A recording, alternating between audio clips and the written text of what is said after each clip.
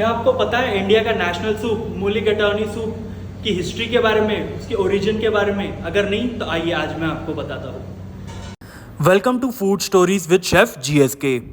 तो जो मूलीगट्टानी सूप की जो रेसिपी का ओरिजिन है, कहा जाता है कि जब अंग्रेज इंडिया पे राज कर रहे थे 18th और 19th सेंचुरी में, तो उनकी एक बहुत बेसिक आस्क हुआ करती थी कि उनको सूप पीना है। वो अपने जो शेफ्स या कुक्स होते थे उनके किचन्स में, जो कि ऑफ कोर्स इंडियन कुक्स होते थे, उन्हें बोलते थे कि हमें फर्स्ट कोर्स में सूप दिया जाए।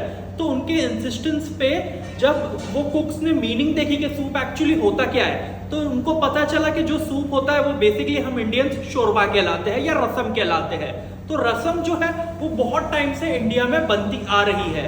रसम को तमिलनाडु में कहा जाता है, एक बहुत फेमस रसम है जिसे कहा जाता है तमिलनाडु में मिलागू तानेर। इसका मतलब होता है पेपर वाटर। मिलागू तानेर एक बहुत ही ओल्ड रेसिपी है। इसका मेंशन 17th सेंचुरी में भी क्या कहा गया है, जब बहुत सारे ट्रैवलर्स इंडिया आया करते थे तब भी इसका मेंशन किया गया है।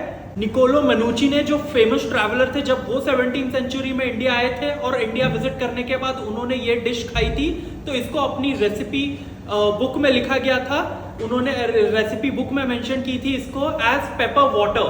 पेपर फ्लेवर्ड का एक रसम या फिर पेपर फ्लेवर्ड की एक वाटरी डिश थी जो उनको सर्व की गई थी, जो काइंड ऑफ सूप थी, ऐसा उन्होंने अपनी बुक में मेंशन किया गया था। फिर इस रेसिपी का मेंशन 1784 में मैसूर में भी की गई थी। अगर आप कुछ ओल्ड हिस्ट्री बुक्स देखी जाए तो उसमें भी ये रेसिपी का मेंशन था। लेकिन जब अंग्रेज आए तब ये रेसिपी बहुत सारे डिफरेंट वेरिएशंस में बनने लगी, और ऑफ कोर्स की रेसिपी के जो इंग्रेडिएंट्स है वो इतने इजीली पूरे भारत के कोने कोने में अवेलेबल थे, तो वो हर एरिया में, हर जगह में ये रेसिपी थोड़ी सी डिफरेंट हुआ करती है, बट बेस सेम होता है। जो हम मूंग दाल से बनाते हैं, कुछ जगह इसमें मसूर दाल भी डाली जाती है, कुछ जगह डिफरेंट इंग्रेडिएंट्स डाले जाते हैं, लेकिन जो बेस है वो हमेशा सेम रहा है दाल का और बहुत सारे डिफरेंट स्पाइसेस का। जब अंग्रेज ने ये रेसिपी को बहुत ज्यादा लाइक किया तब उन्होंने डिमांड की कि इसमें मीट भी डाला जाए, और डिफरेंट टाइप्स ऑफ इसमें फिर मीट भी डाला गया। और फिर ये जैसे ही जब अंग्रेजों ने इसको बहुत ज्यादा लाइक करना स्टार्ट किया, तभी ऑल अराउंड द वर्ल्ड भी फैलती गई, क्योंकि अंग्रेज इतने ज्यादा ट्रैवल करते थे, इतने ज्यादा ट्रेड करते थे, तो ये रेसिपी भी उनके साथ बहुत ज्यादा फैली। तो इसमें फिर डिफरेंट टाइप्स ऑफ मीट भी डलना स्टार्ट हो गया, और फिर ये रेसिपी के बहुत सारे वेरिएशंस और वर्जन्स अलग अलग पार्ट्स ऑफ वर्ल्ड में भी पॉपअप होना चालू हो गए। मूलीगट्टानी को अपना नाम कैसे मिला?